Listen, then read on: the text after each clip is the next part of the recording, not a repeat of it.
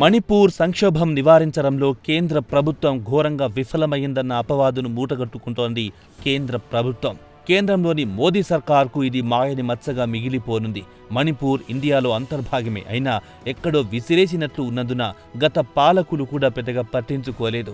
గత 560 రోజుల నుంచి అక్కడ 2 మతాల మధ్య కొనసాగుతున్న హింసను చల్లార్చడంలో కేంద్ర ప్రభుత్వం పెద్దగా పట్టించుకోలేదన్న అపవాదు మాత్రం సర్వత్రా వినిపిస్తోంది.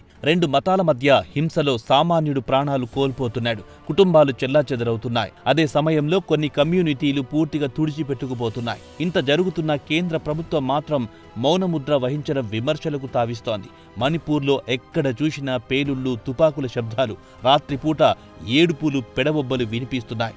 అధికారంలో ఉన్నవారు అక్కడి ప్రజలను రక్షించాల్సింది పోయి ఏమీ పట్టనట్లు వ్యవహరించడమే ఆశ్చర్యం కలిగిస్తోంది.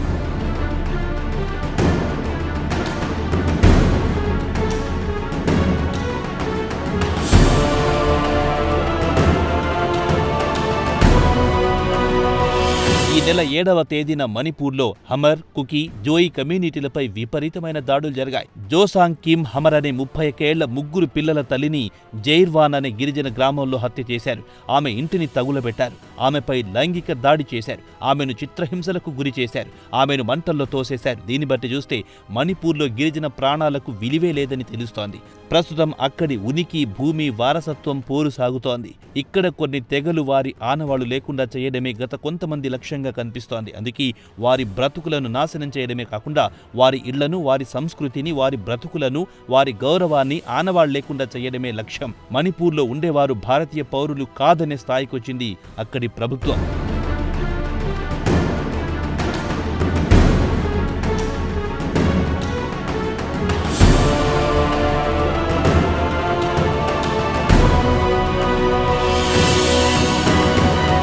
మణిపూర్ ప్రజల ప్రాణాలను, వారి ఆస్తులను, వారి మానాలను కాపాడడంలో అక్కడి ప్రభుత్వం ఘోరంగా విఫలమయ్యింది. ఇక మన ఇండియా మ్యాప్లో మణిపూర్ ఎక్కడో విసిరేసినట్టుండడం, జాతీయ రాజకీయాల్లో వీరి ప్రాధాన్యం లేకపోవడం వల్ల వారిని పెద్దగా పట్టించుకోవడం లేదు. ఇండియాలో ఉండే పౌరులకు ఎలాంటి హక్కులున్నాయో మణిపూర్లో ఉండే వారికి కూడా అలాంటి హక్కులుంటాయి. మణిపూర్ ప్రజలకు ఇండియన్ ఐడెంటిటీ లేదా అన్న ప్రశ్నలు తలెత్తుతున్నాయి. ఇటు కేంద్ర ప్రభుత్వం, గత పాలకులు, రాష్ట్ర ప్రభుత్వాలు కూడా మణిపూర్ ప్రజలను పెద్దగా పట్టించుకోవడం లేదు. ఇంకా ఎంతమంది అమాయకులు ప్రాణాలు కోల్పోవాలి, ఇంకా ఎంతమంది మహిళలు అత్యాచారాలకు గురి కావాలని మన దేశంలోని మేధావి వర్గం కూడా ప్రభుత్వాన్ని ప్రశ్నిస్తున్నారు.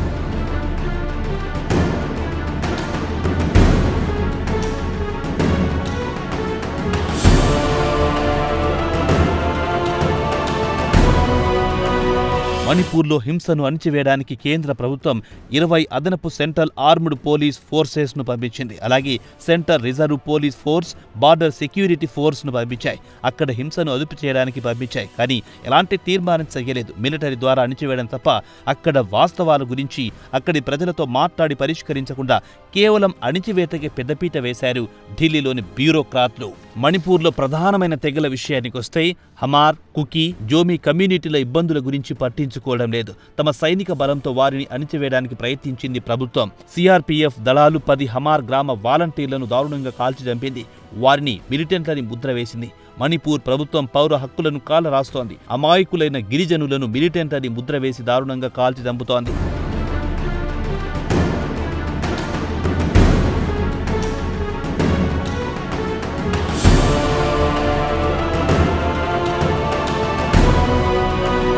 మణిపూర్లో మానవ హక్కులు పూర్తిగా గాల్లో కలిశాయి. ప్రభుత్వ యంత్రాంగం ఢిల్లీ నుంచి వచ్చే ఆర్డర్లను తూచ తప్పకుండా పాటిస్తోంది. అయితే చరిత్రను ఓసారి తిరిగి చూస్తే మిలిటరీ ఫోర్స్తో ఇరు జాతుల మధ్య వైరాన్ని పరిష్కరించలేవు.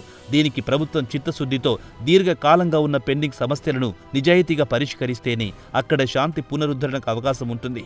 ప్రభుత్వం అక్కడి జాతుల మధ్య చిచ్చు పెట్టి సమస్యను మరింత జటిలం చేస్తే సమస్య ఎప్పటికీ పరిష్కారం కాదు. అమాయకులు మాత్రం పిట్టల్లా రాలిపోతూనే ఉంటారు. మణిపూర్లో జరుగుతున్న సంఘటనలను కేంద్ర ప్రభుత్వం స్థానిక అంశాలని తేలిక కొట్టిపారేయడానికి వీల్లేదు. ప్రధానమంత్రి నరేంద్ర మోదీ ఏడాదిన్నర కాలంగా అక్కడ హింస జరుగుతున్నా అక్కడికి వెళ్లకపోవడం పట్ల ప్రతిపక్షాలు విమర్శిస్తున్నాయి. రాహుల్ గాంధీ కూడా ప్రధానమంత్రి నరేంద్ర మోదీని ఉద్దేశించి యావత్ దేశం చుట్టేస్తారు కానీ మణిపూర్కు ఎందుకు వెళ్లడం లేదని నిలదీస్తుంటారు.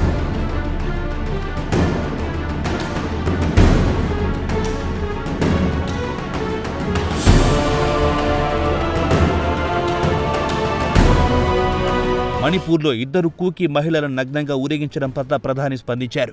ఘటనపై విచారం వ్యక్తం చేశారు. న్యాయం చేస్తామని హామీ ఇచ్చారు. సంఘటన తర్వాత రాజస్థాన్, ఛత్తీస్గఢ్లో కూడా ఇలాంటి సంఘటనలు జరుగుతున్నాయి కదా అని ప్రతిపక్షాల కౌంటర్ ఇచ్చారు. గత 500 రోజుల నుంచి అక్కడ కుకీలు, జోయీలు, హమార్ తెగల వారిపై దాడులు జరుగుతూనే ఉన్నాయి. ఈ తెగలు మణిపూర్ నుంచి అంతరించిపోవాలనుకుంటున్నాయన్న అనుమానాలు వ్యక్తమవుతున్నాయి. మణిపూర్ సంస్కృతిని కేంద్ర ప్రభుత్వం రూపుమాపాలనుకుంటుందా అని స్థానికులు ప్రశ్నిస్తున్నారు. మొత్తానికి చూస్తే మణిపూర్లో శాంతి భద్రతలు అదుపు చేయడంలో కేంద్ర ప్రభుత్వం వైఫల్యం మాత్రం స్పష్టంగా కనిపిస్తోందని మేధావులు అభిప్రాయపడుతున్నారు. ఇవన్నీ కలిసి ఇండియా సెక్యులరిజంపై మాయని మచ్చగా మిగిలిపోనుంది.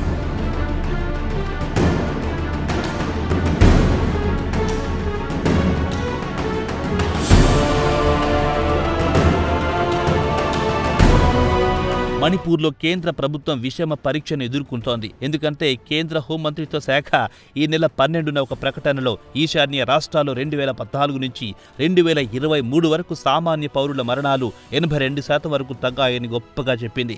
గత ఏడాది కాలంలో 38 మంది పౌరులు మృతి చెందారని పేర్కొంది. ప్రస్తుతం మణిపూర్లో కొనసాగుతున్న జాతి వైషమ్యాల హింసలో ఈ ఏడాది మే నుంచి ఇప్పటి వరకు 250 మంది అమాయక పౌరులు ప్రాణాలు గాల్లో కలిశాయి. తాజాగా జరిగిన హింసకు స్కూల్ టీచర్, ఓ మహిళ రైతు తాజా ఉదాహరణగా నిలిచారు. కుకీ స్టూడెంట్ విడుదల చేసిన ఒక నివేదికలో 41,425 మంది ఇళ్లు వాకిళ్లు కోల్పోయి నిరాశ్రయులయ్యారు. 200 గ్రామాలు 7,000 ఇళ్లను తగులబెట్టారు.